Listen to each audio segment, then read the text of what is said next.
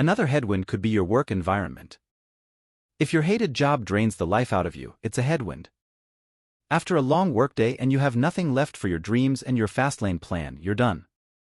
The headwind keeps you trapped. While growing up, one of the successful entrepreneurs I studied was Sylvester Stallone. While Sly is thought to be an actor, he's really an entrepreneur.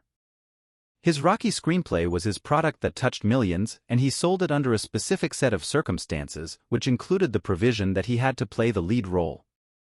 Sly was no stranger to the law of effect. One of the telling elements of Sly's success story was his resistance to getting a normal job.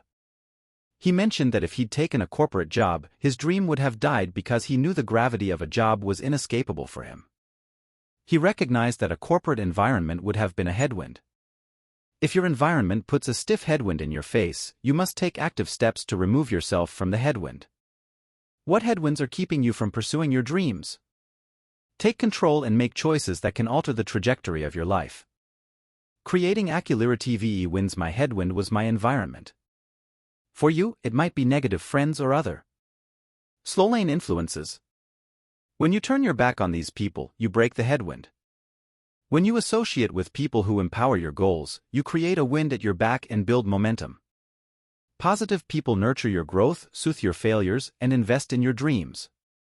Good people are conduits to your dreams, not just in motivational fuel, but in extending your opportunity reach. People are like roads, they can either bring opportunity or distress into your life. The quality of these roads solely depends on the quality of the person. Think of the relationships in your life like an army platoon readying for battle. Who are you going to war with? Your friend Mark, who is always late, lies, and passes out drunk every Saturday night? Your friend Lucy, who has a new job every 3 weeks, was caught stealing at the mall and is only looking for a super rich guy to carry her off into the sunset? Are these people you can count on? Are these the people you want to go to battle with? If not, you need to pick better warriors to have on your team. How? Join entrepreneur clubs, attend networking events, ally yourself with like-minders, get yourself around people who subscribe to a FastLane, anything just possible mindset, and decide who you want on your team of warriors.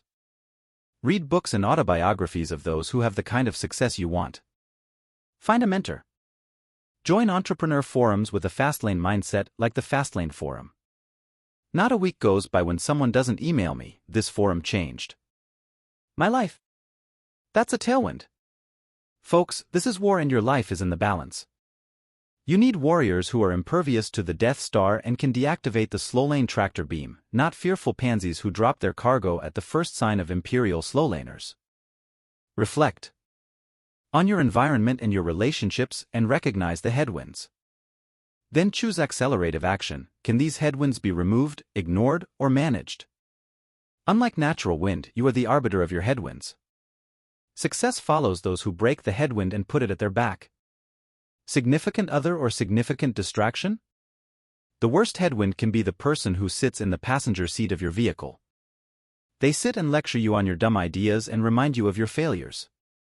Or they don't say anything and just distract you. They fiddle with the radio, adjust the climate control, roll the windows up and down, and hum old Duran Duran tunes. Or they play the role of a backseat driver. Charles, do this.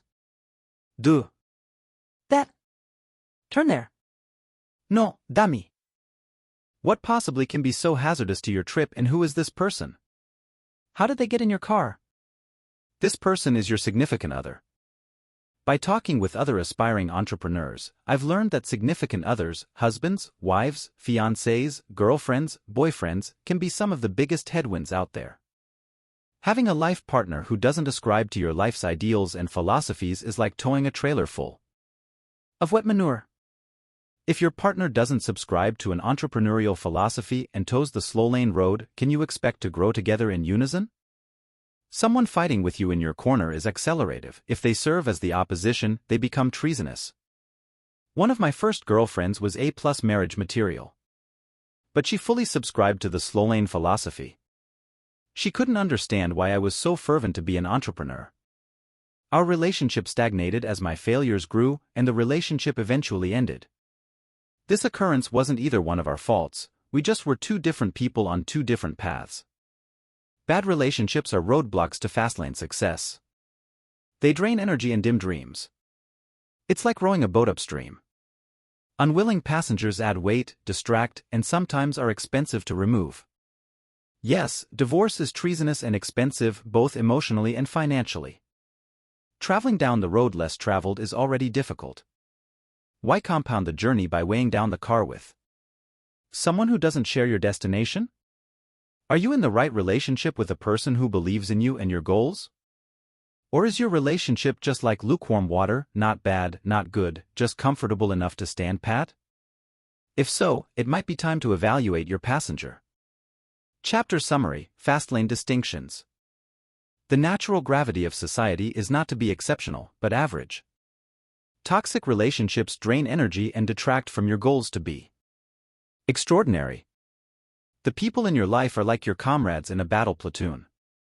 They can save you, help you, or destroy you. Good relationships are accelerative to your process, while bad relationships are treasonous. 26. Your primordial fuel: time. Time isn't a commodity, something you pass around like a cake. Time is the substance of life. When anyone asks you to give your time, they're really asking for a chunk of your life. Antoinette Bosco.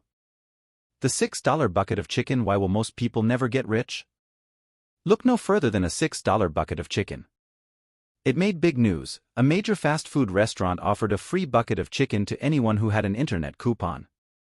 People flocked to restaurant locations and waited for hours, all for a free $6 bucket of chicken. Know anyone who would stand in line for hours just to get something free? Are you one of them? These stories are common, and yet my reaction is the same: what the hell is wrong with people? I'll tell you, these people value their time at zero. It's free.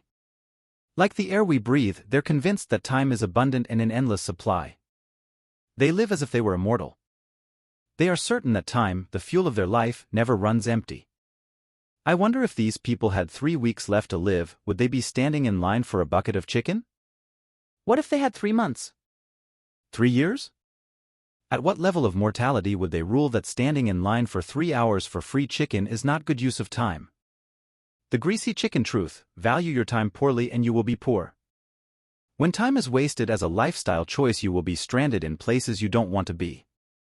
Take a look around. How do your friends, family, and peers value their time? Are they standing in line to save $4? Are they driving 40 minutes to save $10? Are they parked on the sofa anxiously waiting to see who wins Dancing with the Stars? The average American watches more than 4 hours of TV each day. In a 65-year life, that person will have spent 9 years glued to the tube. Why? Simple. Life sucks. Life needs an escape. Life is no good. Show me someone who spends hours online playing Mafia Wars or Farmville, and I'll show you someone who probably isn't very successful. When life sucks, escapes are sought.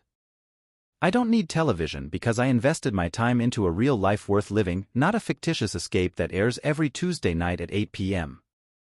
Again, majority thinking yields mediocrity, and for that majority, time is an asset that is undervalued and mindlessly squandered. The Titanic: how fast is your ship sinking? People standing in line to save money ought to hold a picket sign announcing to the world, I value money more than my life. That choice is a primal mistake. A great example to time's reigning dominance over money comes from the 1997 movie Titanic. As the ship sinks and few lifeboats remain, Caledon Hockley, a wealthy steel industrialist played by Billy Zane, bargains for his life with the ship's officer and offers cash in exchange for a lifeboat seat. The officer rebukes the tycoon's proposition with a stiff certainty: your money can't save you any more than it can save me. Reflect on that for a moment. Your money can't save you any more than it can save me. Powerful.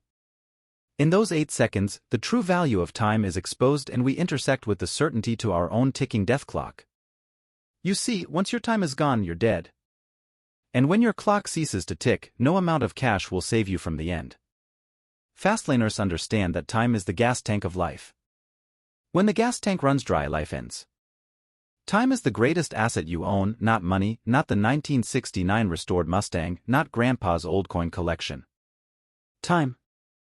The fact is, all of us are on a sinking ship. Is your time treated as such? Is it treated fairly or carelessly?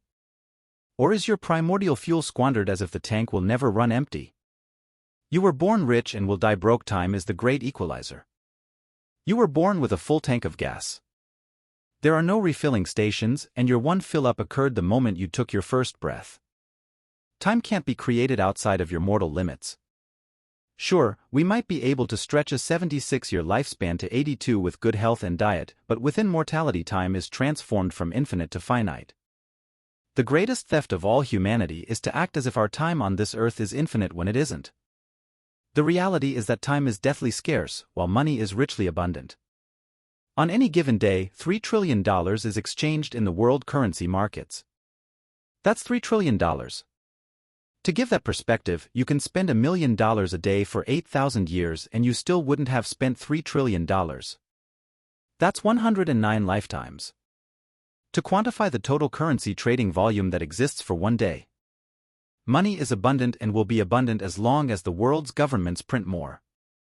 Now, since you don't have 8,000 years of life, isn't it logical to conclude that money is an abundant resource while time is not? You can always acquire more money, but you cannot defy mortality. The irony of financial fortune is that no matter how much you have, you'll die flat broke. You cannot escape the continual combustion of time as your tank drips time every second. You can live in blissful happiness or in a miserable depression. Time is indifferent and it just bleeds away. Since time is scarce, wouldn't it make sense not to waste 3 hours of your life for a $6 bucket of chicken? Indentured time is the ransom of free time. There are two types of time that will make up your lifespan, your free time and your indentured time. Your lifespan equals free time plus indentured time. Free time is yours to spend as you please: TV, a jog in the park, video games, sleeping, eating, vacation. If you're like most, your free time is lumped on evenings and weekends, where time is not exchanged for money. Indentured time is the opposite. It's the total time spent earning money and the consequences of that spent time. When you awake in the morning, shower, dress, drive to the train station, wait, ride to work, and then work for 8 hours, this is indentured time. When you spend your entire weekend recharging it from the workweek, this is indentured time. Indentured time is actual work and the work you must do for the work. Morning rituals, traffic, compiling reports at home, solitary recharges, whatever time spent earning a buck is indentured time. If you won the lottery, you'd quit your job because indentured time is no longer required and is suddenly replaced with free time. Money buys free time and eliminates indentured time. However, the irony of your free time is it isn't free, it's bought and paid for by your indentured time. You enjoy a 2-week vacation because it was paid for by a year of indentured time. You can relax with a cold beer on the couch because you paid for it earlier in the day with 8 hours of indentured time. Indentured time becomes the ransom of your free time.